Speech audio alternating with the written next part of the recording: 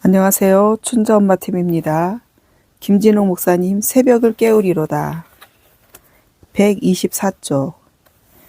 남씨가 살던 집을 지나면 33세의 최씨 댁이 있다. 경상도 안동에서 이농한 가정으로 농업고등학교를 졸업하여 이 동리에서는 유식한 축에 드는 분이다. 내가 처음 방문하던 날은 그 맏아들 병규가 방에 혼자 있었다. 들어가 그와 이야기를 나누었다. 그의 아버지는 직업이 없고 어머니는 아버지가 술만 먹으면 너무나 때려서 지난 봄에 자기 3남매와 68세의 할머니를 두고 집을 나가버렸다. 지난번에도 한번 집을 나가셨다가 식모살이를 해서 돈을 조금 모아 들어오니 아버지가 좋아하시고 해서 그런 대로 함께 살았다. 그런데 돈이 떨어질 때쯤 되니 아버지가 또 술 먹고 어머니를 때려서 어머니가 견디다 못해 나가셨는데 이번에 나가신 후에는 소식이 없다는 것이다. 할머니가 집안 살림을 돌보시는데 늙고 쇠약하셔서 늘 자리에 알아 누우신다는 것이다. 지금은 할머님이 창가학교에 기도하러 나가셨다는데 아버지 술병 고치는 것과 부자 되는 것 두 가지가 할머니의 기도거리라고 했다. 자기네는 자주 굶는데 굶는 것이 가장 싫다고 했다. 밀가루 수제비를 겨우 내내 소금만 넣고 끓여 먹어서 이제 수제비라면 냄새가 나서 먹기 싫단다. 오늘 아침에는 배추국만 끓여서 한 그릇을 마셨다고 했다. 생활비는 삼촌이 가끔 와서 돈을 주고 가고 마을에서 이웃 아줌마들이 할머니와 아이들 불쌍하다고 가끔 먹을 것을 가져다 준다는 것이었다.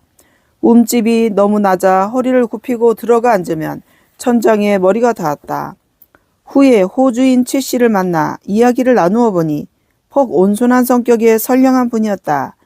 그런데 온 마을에서 난폭하다고 싫어하고 피하기에 자세히 살펴보니 평소에는 온순하나 술이 몸에 들어가면 난폭해지는 것이었다.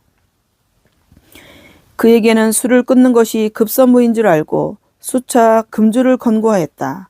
최씨 자신도 생각하는 바가 있어 술을 끊는 일에 도전하였다.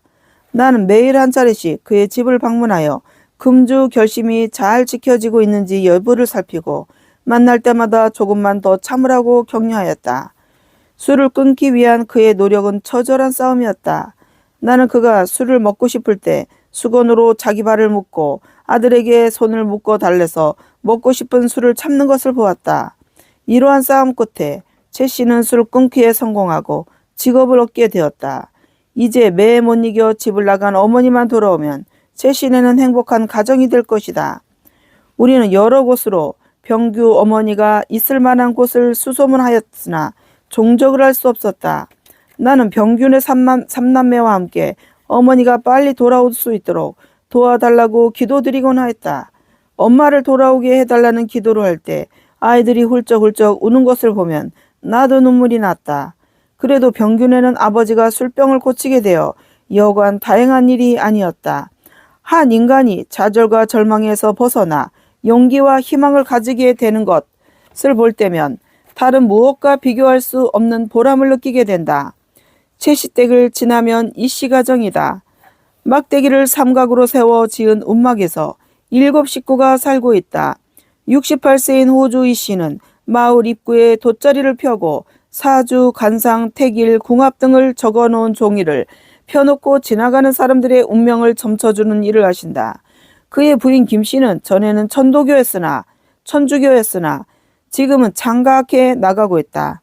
천주교 신자가 창가학회 신도로 개정한 것은 아들의 병 때문이다. 26세의 아들 이원섭은 노동판에 나가고 있었는데 원인 모를 병을 얻어 18개월째 누워 있었다. 병원에 가서 진찰을 받아내냐 물어보니 처음 아플 때 보건소에 갔었는데 엑스레이 검사 결과 결핵이 아니라면서 결핵이 아닌 환자는 보건소에서 치료하지 못한다고 하여 치료받지 못했다고 했다. 그 후에는 병원에 가보지 못했다고 했다. 뼈만 남은 앙상한 몸으로 목에서 쌕쌕하는 소리를 내며 기침을 하는데 기침할 때마다 괴로운 표정을 짓곤 했다. 이미 기운이 지나여 일어나 앉을 수 없을 수조차 없이 죽을 날만 기다리고 있었다. 내가 큰 병원에 가서 진찰 한번 받아볼 수 있도록 주선하겠다고 했더니 환자는 기쁜 표정을 지으며 베갯머리를 뒤척이더니 300원을 꺼내어 나에게 진찰비에 보태라고 했다. 환자가 병원에 가고 싶어 모아온 돈인 것 같았다. 오죽이나 병원에 가고 싶었으면 이렇게 돈을 모으고 있었을까 생각하니 몹시 측은한 생각이 들었다. 그러나 환자의 상태로 보아 이제는 회복할 가망이 없을 것 같았다. 아들의 병을 고치려고 장가학해 나가는 그의 어머니의 심정은 급하면 지푸라기라도 잡으려는 심정이라고나 할까. 어쨌든 모종의 발로일 것이다. 장가학해는 질병이 있는 집마다 접근하여 신심을 가지면 7개월 안에 병이 낫고 3년 안에 부자가 된다고 포교하였다. 그 말을 따라 장가학회로 나가 병이 나은 신자도 있겠고 전보다 경제 사정이 나아진 가정도 있긴 하겠지만 그렇지 못한 가정이 더 많았다. 나는 이 지역에서 먼저 장가학회부터 깨어버리겠다고 생각했다. 며칠 안에 병원에 갈 준비를 해서 다시 오겠다고 약속하고 이시댁을 나왔다. 나는 할빈교회 가만히 바닥에 무릎을 꿇고 이연섭을 치료할 수 있는 길을 열어달라고 주님께 기도했다. 기도를 마치고 점심을 먹고 있는데 골목에서 철거반이 왔다. 는 외마디 소리가 들렸다. 달려나와 뚜기를 보니 철거반 차가 와 있고 철거반원 10명이 한 집을 우르르 몰려가고 있었다. 판자촌 주민들은 철거반원들을 철천지 원수같이 여겼다. 철거반원들이 타고 다니는 포장친 스리케터를 염려대왕차라고 부르고 철거반원들을 염려대왕의 졸개라고 불렀다. 철거반차가 마을에 나타나면 온 마을이 긴장하여 숨을 죽였다. 심지어 5, 6세 아이들까지 철거반이 왔다면 얼굴색이 새하얗게 되어 숨을 죽였다. 이번에는 누구네 집이 당하나 하고 철거반원들이 일거일동 온 마을이 주시한다. 그들은 7채의 집이 허물어졌는데 나는 철거반원들을 따라다니며 한 집 한 집 철거 장면을 목격했다. 첫 번째 철거당한 집은 할머니 혼자 계시던 집이었다. 철거반원들이 해머와 지렛대로 집을 부수고 무너뜨리자 할머니는 이놈들아 이놈들아 하시며 이 사람 저 사람을 잡고 못 부수기에 막으려다가 도저히 힘에 붙인다 싶었는지 부엌칼을 가지고 나와 철거를 지휘하는 철거반장의 등을 찌르려 했다. 할머니는 손에 잡혀 부엌거를 뺏기고 그 대가로 지붕 덮은 천막에서 갈기갈기 찢기고 말았다. 그 대가로 지붕 덮은 천막까지 갈기갈기 찢기고 말았다. 철거반원들은 철거 때 집주인이 조용히 있으면 건축 재료들을 어느 정도 다시 사용할 수 있도록 뜯고 주인이 반항하면 나무 토막 하나까지 다 분질러 못쓰게 해놓는 것이다. 칼을 빼앗긴 할머니는 땅바닥에 퍼질러 앉아 울며 이 우라질 놈들아 똥물에 튀길 놈들아 자존 대대로 철거나 헤쳐먹어라 하고 철거반원들을 향해 악담을 던졌다. 그 사이 철거반원들은 두 번째 집으로 달려갔다. 그 집은 6.25 동란 때 부상을 당한 상인 군인이 사는 집이었다. 갑자기 철거반인들이 자기 집을 덮쳐 부숴대니 그 상위구인 아저씨는 자기 집에서 자기가 뽑은 기둥으로 철거반원들을 후려치며 야 이 새끼들아 내가 어디 고지에서 죽지 못한 것이 아니다 하고 고함을 질렀다. 기둥을 휘두를 때는 전방고지에서 공산군을 무찌를 때만큼이나 결사적이었다. 그러나 결국 많은 사람 수에 밀려 철거반원들에게 기둥을 빼앗기고 몰매를 맞았다. 갈래로 어떤 집이든 철거할 때는 며칠 전에 철거 계고장을 발부한다. 계고장을 받은 지 며칠 후에 철거를 지팡하기 때문에 대체로 자기 집이 철거당할 것을 예측하는 것이다. 그러나 가끔은 계고장 없이 철거하기도 한다. 이번 경우에는 사전에 계고장 발부가 없이 철거한 경우였던 모양이다. 이렇게 사전 예고 없이 철거를 당할 때에는 당하는 가정이 참 난처한 가정이 된다. 그래서 판자촌 주민들은 철거반이라면 누구나가 두려워하고 또 증오하는 것이다. 세 번째 집에는 아기를 아는 아주머니가 철거당하는 와중에도 집의 방 한가운데 가만히 앉아 울고 있었다. 아주머니의 머리와 어깨 위로 온갖 부스러기들이 와르르 쏟아졌다. 아주머니는 아기에게 부스러기가 떨어지지 않도록 아기를 감싸며 일어서지 않았다. 이렇게 하고 앉아있는 데는 이유가 있다. 그런 식으로 방을 떠나지 않고 있으면 철거반이 곡괭이나 구들쟁이를 파헤쳐 버릴 때 사람이 다칠까 조심스러워 대충 몇 곳만 푹푹 찌르고 그만둬 버린다. 그렇게 되면 온돌이 그대로 남아있게 되어 후에 다시 세울 때 쉬워지게 되는 것이다. 7채 중 맨 나중에 당한 집은 더욱 비참하다. 이제 막 아기를 낳으려고 진통 중에 있는 임산부가 있는 거주자였다. 곧 아기가 태어날 기미가 있으니 철거를 며칠만 연기해달라고 이웃 아줌마들이 애고라 했으나 철거반장은 오늘은 특별한 사정이 있는 철거이니 자기로서는 사정을 봐줄 수 없다며 철거를 강행했다. 임산부는 무표정하게 가만히 앉아있다가 가끔 태동이 있는지 몸을 움찔움찔했다. 나는 눈시울이 뜨거워져서 돌아서서 울었다. 더는 참을 수 없어 철거반장을 붙들고 따졌다. 당신들도 공무를 집행 중이니 개인 감정으로 이러는 건 아닌 줄 안다. 그러나 이건 너무하지 않는가? 하필이면 왜 오늘같이 추운 날에 철거를 할 것이며 철거를 하더라도 왜 사전에 개고장 발부도 없이 이렇게 갑자기 하며 또 오늘 집행해야 할 특별한 사정이 있더라도 아기를 낳고 있는 집을 때려 부수면 어떡하겠는가?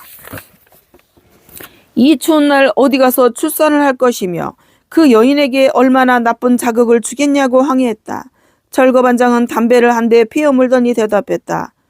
오늘은 우리도 무리인 줄 압니다. 그러나 높은 사람이 워커힐로 가는 모양인데 오늘 당한 집들은 워커힐로 가는 도로에서 보이는 집들입니다. 집은 꼭대기가 뚜기에 솟아 보이는 집들만 뜯은 거죠. 우리도 달리 어떻게 할 재간이 없습니다. 워커힐 가는 길에서 보이는 집들은 오늘 중으로 다 뜯고 현장 확인 사진을 찍어가야 우리도 직책을 완수하게 됩니다. 나는 괴로운 가슴을 안고 교회로 와서 혼자 실컷 울었다. 철거 광경을 함께 보다가 도중에 돌아와 버린 아내가 말했다. 여보, 어떻게 표현하면 좋을지 말도 할 수 없는 심정입니다. 다리 하나 건너편에 부조리라고나 할까요? 다리 건너편에는 고층 건물과 호화로운 집들이 즐비하고 자동차, 전기, 수도 등등 온갖 시설들을 갖추고 살고 있는데 다리 이편에는 한국 땅에서 이런 곳이 있는지 제대로 알려지지도 않은 채 죽지 못해서 살고 있는 사람들이 있네요. 이 사람들을 생각하면 도무지 어떻게 해야 하는지 종잡을 수가 없어요. 우리가 이렇게 하는 것도 밑빠진 독에 물 붓기가 아니겠습니까?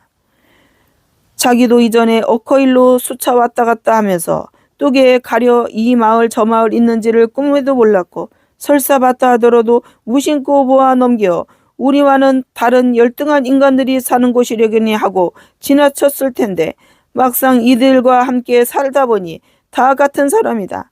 자기는 이곳에 적응하기가 힘들어 하루라도 속히 밖으로 나가 정상적인 생활을 하고 싶지만 그동안 지내보니 예수님의 인간에 대한 연민의 정을 조금은 이해할 듯 하다고 했다. 나는 아내에게 말했다. 서울시는 하나의 시가 아니고 세 개의 시가 모여서 이루어진 시요. 첫째는 높은 사람들과 재벌들, 그리고 외국 사람들이 사는 서울특별시, 글자 그대로 특별한 사람들이 사는 서울특별시지. 둘째는 교수, 선생, 공무원, 장사꾼 등등이 살고 있는 서울 보통시지. 보통 사람들이 보통으로 살고 있는 곳이야. 셋째는 우리가 살고 있는 판자촌인데 여긴 서울 하등시요. 서울시에는 서울특별시, 서울보통시, 서울하등시 이렇게 셋으로 나누어져 있는 거요.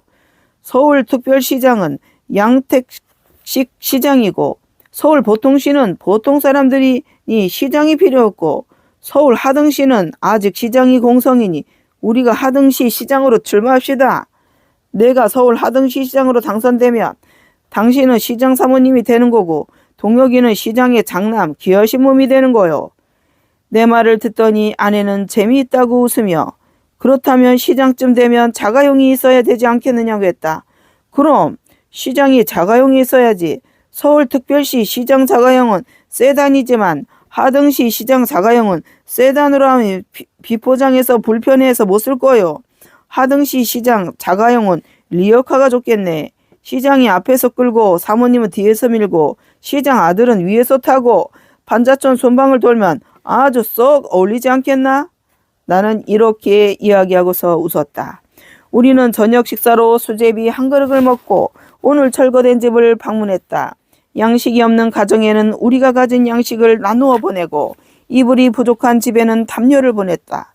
추울 테니 아이들 데리고 교회로 가서 자자고 권했으나 그 자리를 다시 꾸려서 자겠다고들 했다. 길가의 잡초처럼 끈질긴 삶들이었다. 임산부와 다른 한 가족만 데리고 와 함께 잤다. 다음 날은 이원섭이를 치료할 수 있는 길을 뚫기 위해 동분서주했다.